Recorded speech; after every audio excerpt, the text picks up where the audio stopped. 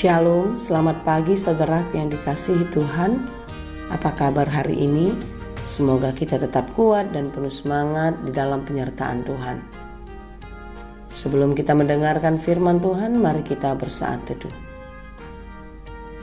Kasih karunia dan damai sejahtera dari Allah Bapa Tuhan kita dan dari anaknya Tuhan Yesus Kristus menyertai saudara sekalian. Amin. Firman Tuhan untuk kita pada hari ini, Senin 22 November 2021, tertulis dalam kitab Ibrani 13 ayat 9. Janganlah kamu disesatkan oleh berbagai-bagai ajaran asing. Demikianlah dikatakan. Siapa pengikut Kristus? Saya. Ini pertanyaan yang sering sekali diucapkan guru sekolah minggu kepada anak-anak sekolah minggu, bukan? Ya, saudara kita di masa sekolah minggu, kita sudah diajarkan untuk berani mengakui dan terus bersaksi bahwasanya kita adalah Kristen dan pengikut Kristus. Pengikut Kristus bukanlah sekedar mengikuti kemana dia pergi, tetapi lebih dalam daripada itu, untuk mengikuti apa yang dilakukan oleh Yesus Kristus itu sendiri di dalam kehidupan sehari-hari. Ketika kita mempraktekkan di dalam kehidupan nyata seperti apa yang dilakukan oleh Yesus Kristus, rasanya tidaklah mudah. Kita sering gagal, kecewa, marah, dan bahkan mungkin ada yang memberontak di dalam kehidupan. Karena banyak orang yang berpikir ketika mengikut Kristus, mereka adalah anak-anak Tuhan.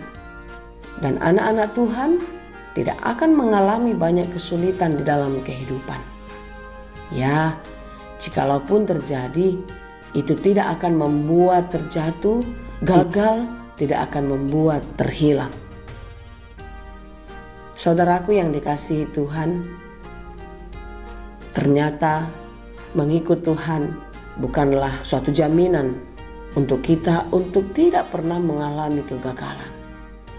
Banyak anak-anak Tuhan usahanya mengalami kebangkrutan. Di dalam percintaan, anak muda mengalami kegagalan. Di dalam rumah tangga, sering sekali terjadi keributan dan pernikahan mereka terancam perceraian. Kesedihan yang mendalam karena seseorang ditinggalkan oleh pasangan hidupnya. Orang tua ditinggalkan anaknya, anaknya ditinggalkan oleh orang tuanya, ditinggalkan karena kematian. Kesedihan, penderitaan sangatlah dalam. Apalagi ketika persoalan itu datang secara bertubi-tubi, seolah-olah tidak memberikan kesempatan kepada kita untuk bisa bangkit lebih dulu, melewati persoalan yang satu untuk menyelesaikan persoalan yang lainnya. Di dalam keterpurukan, disinilah banyak orang Kristen yang menjadi lemah, goyah imannya karena beratnya tekanan hidup. Saudaraku yang dikasihi Tuhan, kita boleh melihat sebagai contoh adalah orang sakit. Orang sakit sangat lemah di dalam keadaan fisiknya maupun mentalnya. Apalagi dia mengalami sakit yang sangat parah dan itu berlangsung sudah sangat lama.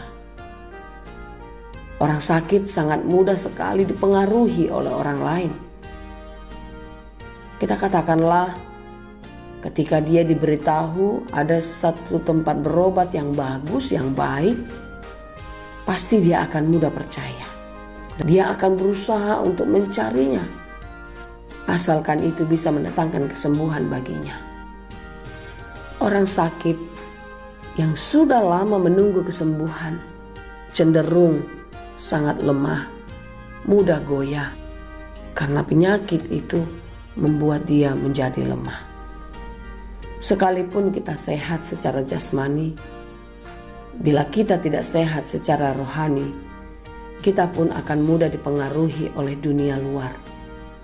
Kita akan mudah percaya dengan seseorang yang mengaku bisa menolong dan menyelamatkan kita, bisa melepaskan kita dari banyak masalah, bisa memberikan kekuatan kepada kita ketika kita dalam bencana.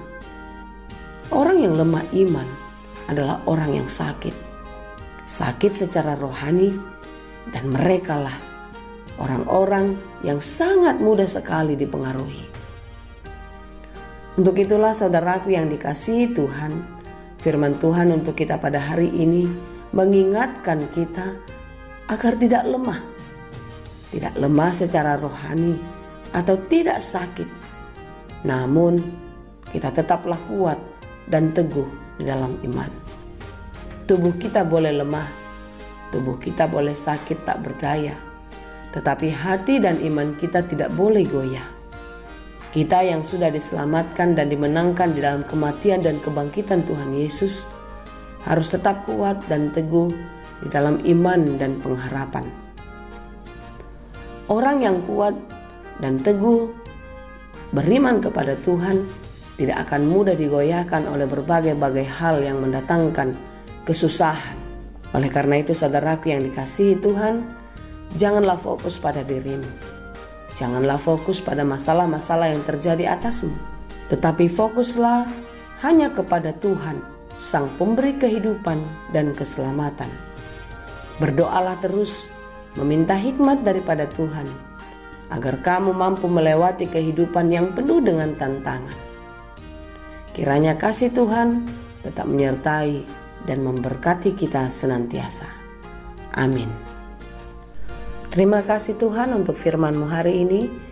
Biarlah kami hanya fokus kepadamu, sehingga apapun kekuatan dunia yang mencoba untuk mengganggu hati kami kepada Tuhan dapat kami lewati.